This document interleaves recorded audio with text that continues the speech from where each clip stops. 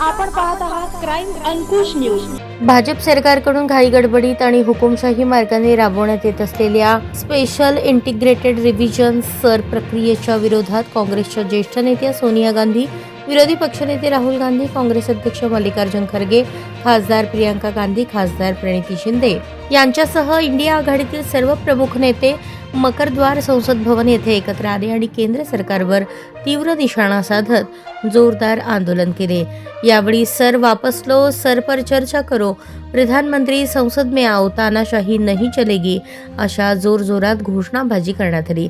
विरोधकांनी आरोप केला की सर ही निवडणुकीत मतचोरी करण्याची यंत्रणा बनली असून या प्रक्रियेच्या नावाखाली वंचित, शोषित आणि गरीब घटकांची मते वगळली जात आहेत।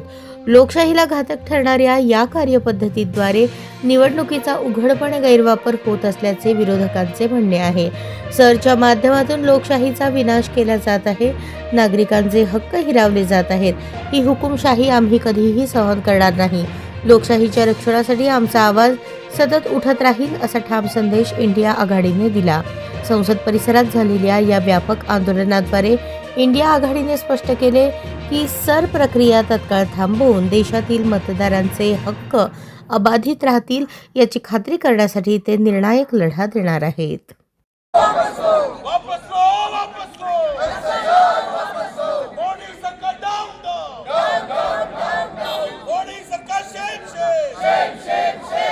या न्यूज चॅनलला लाईक करा, शेअर करा आणि सबस्क्राइब करा।